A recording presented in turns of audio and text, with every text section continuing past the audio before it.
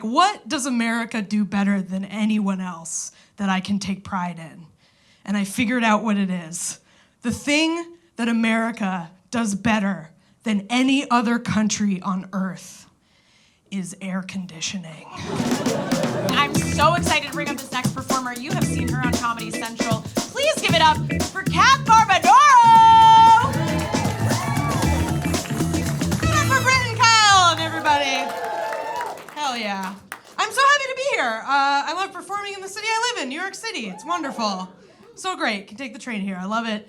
I lived in New York for a couple years, and I moved here from Austin, Texas. That's where I lived before. And my friends were so encouraging of me when I was getting ready to move. I was really nervous about it, you know? My friends were like, oh my God, Kath, you're gonna love New York. New York is perfect for you. You are like made for New York City, which at the time I was very moved by.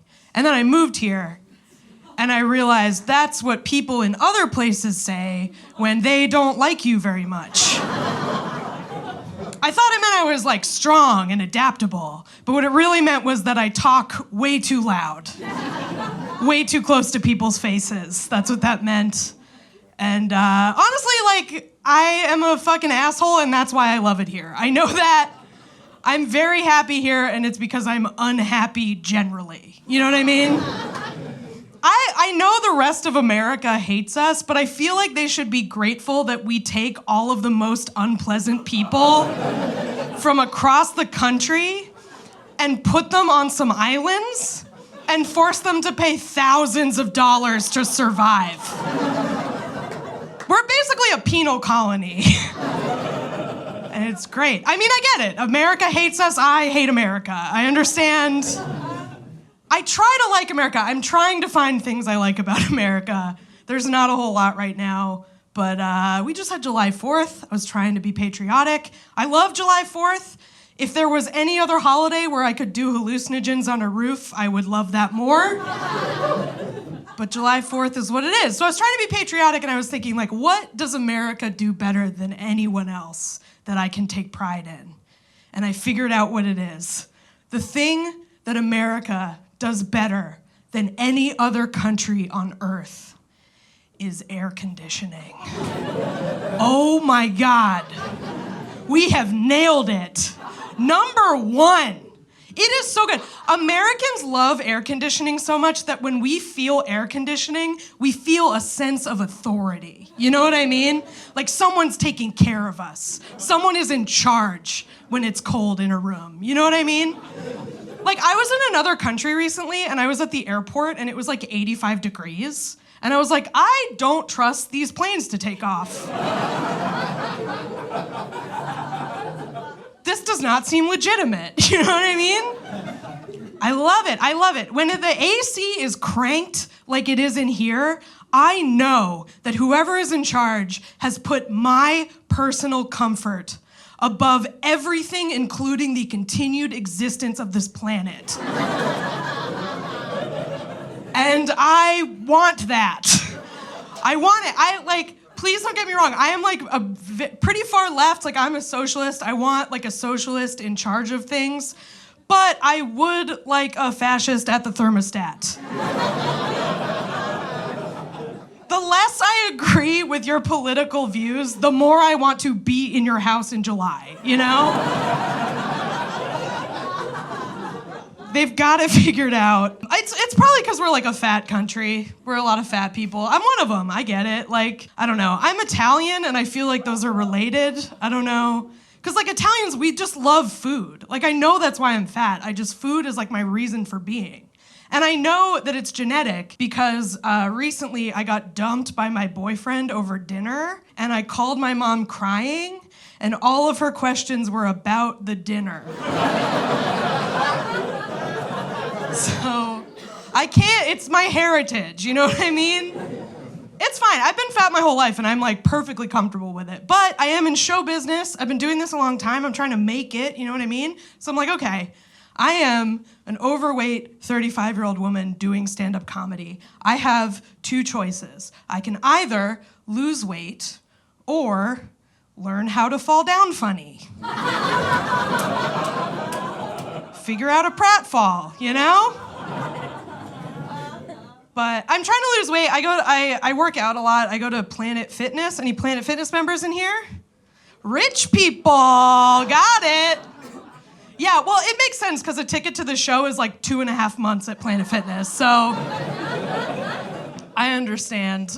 It's for broke people. It's for broke people. It is the gym for broke people. No one's like touring gyms and deciding on Planet Fitness. You know what I mean? If you've never been to a Planet Fitness, just imagine a single broken elliptical in a Greyhound bus terminal. You've got it. That's what it is. It is really the lowest of the low. It's not for people who want to get in shape. They have a trough of Tootsie Rolls at the front desk. A trough. Like, they know. We're animals if you go to Planet Fitness. But it's just clearly not for people who work out a lot, because the only way that you're in shape at Planet Fitness is if you got in shape in prison. Like, that's who's ripped there. It is great for people watching, though. I do like that about it. Every time I'm there, no matter what season it is, I see someone working out in a full winter jacket. That's exciting. The last time I was there, I witnessed something very beautiful. I was in the weight room, and this guy comes in, and he's wearing like an entirely matching outfit, right? Like sneakers matched sweatpants, matched his sweatshirt, his hoodie was up, his headphones were on. He was walking into this Planet Fitness like this was his WrestleMania entrance. Like he wanted people to pay attention, you know what I mean? And of course I did, because who is happy to walk into a Planet Fitness? Only a crazy person. So I was on board. And he walks in, and he's just like, you know, chest puffing out, ready to work out. And as he's like doing that, a handful of the free front desk Tootsie Rolls fall out of his pocket onto the floor. And I've never seen someone's whole demeanor change so quickly. Like he just rolled into a roly-poly bug and like rolled away. Like he was done. He was like, fuck this. And that was like the funniest thing I'd ever seen. And I was trying to figure out why it was so funny to me. And I think what I realized is that what I witnessed with that guy is like a perfect metaphor for what I assume being a man is. Where you're just walking around trying to alpha dog everybody. And on the inside, you're all Tootsie Rolls. And your job as a man is to conceal your Tootsie Rolls from everyone.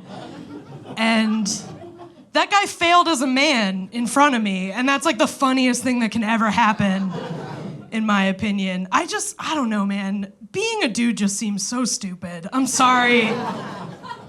Like, being a woman is like kind of scary, but being a man is stupid.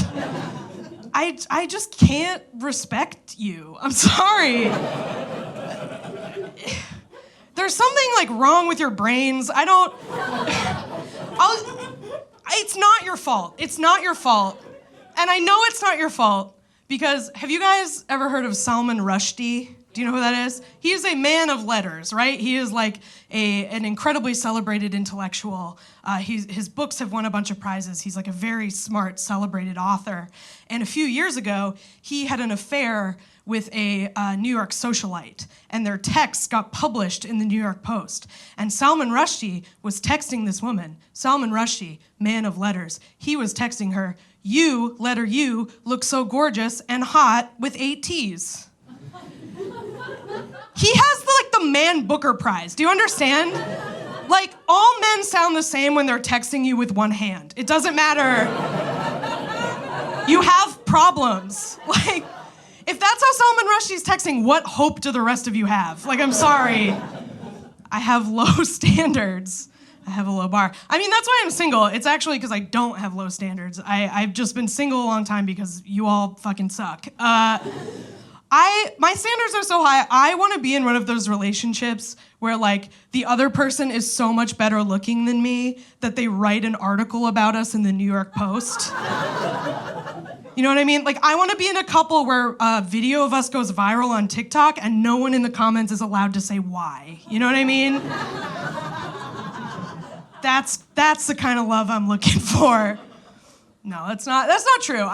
It's not so much that my standards are high, it's that, like, what I want and what's out there just, like, don't don't compute. You know what I mean? Like, I don't think I have that many qualifications, but the ones I do are very hard to fill. So like, here's an example. Like I said, I'm like a lefty, like socialist, hippie, whatever. I want someone who like shares those beliefs with me, right?